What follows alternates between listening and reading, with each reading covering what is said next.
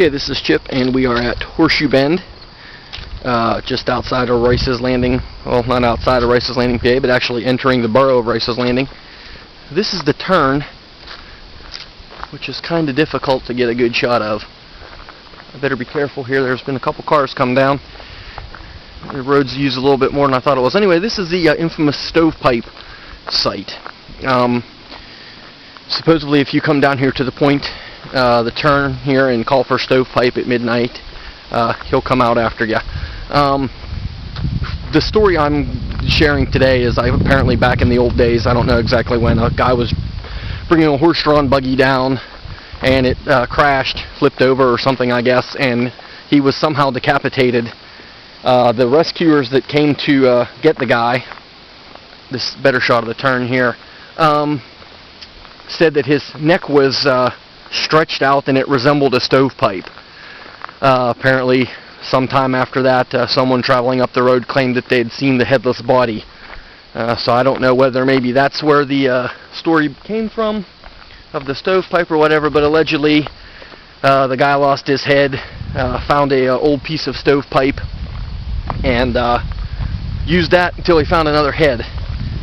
So down here is the spot that I always stood and yelled for Stovepipe. Never seen him, but I played Stovepipe on a couple prank occasions.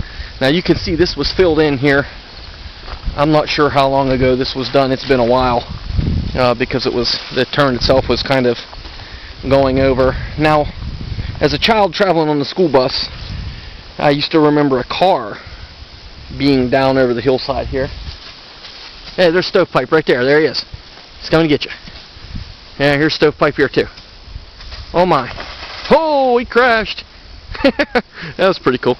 Anyway, there used to be a car that laid down over the hillside here, and when we would come up the road in the school bus, you could see it. So the kids my age always told the story of Stovepipe being a guy that wrecked his car, lost his head, and it kind of was a good story because, you know, the old car that laid down in there. I don't know where that old car is now, and I really don't know how they would have got it out of there because that's pretty steep.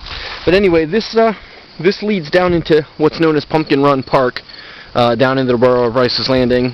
Now, Pumpkin Run Park itself used to be known as Casbeer Run. I may be mispronouncing that. There were some homes and some mills back in there, and when the railroad track was built through, the hollow was kind of, I guess, for lack of a better term, isolated from the rest of town. And then years later, the property owners donated so much of the property, and the park was made. Hopefully, if daylight holds out, I'd like to show you a little bit of that too. But this is Horseshoe Bend in Rice's Landing, PA, home of Stovepipe and several deer. But wanted to add a good shot of this. This is coming up the hill. Now, if you stay on this road, this will take you out to an area known as Dry Tavern. That's in Jefferson Township, PA. I've got some pictures on the blog of the old school at Dry Tavern. I hope to get some more soon. Now, somewhere up in here, if I'm not mistaken, there's a stone quarry. I'm not sure if it's down in the park or if it's up here, because all my years of running around down here, I never really went up into here very much. We mostly stayed down in the park.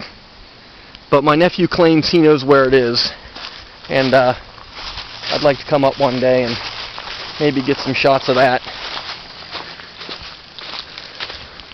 There's actually kind of a little bit of a road here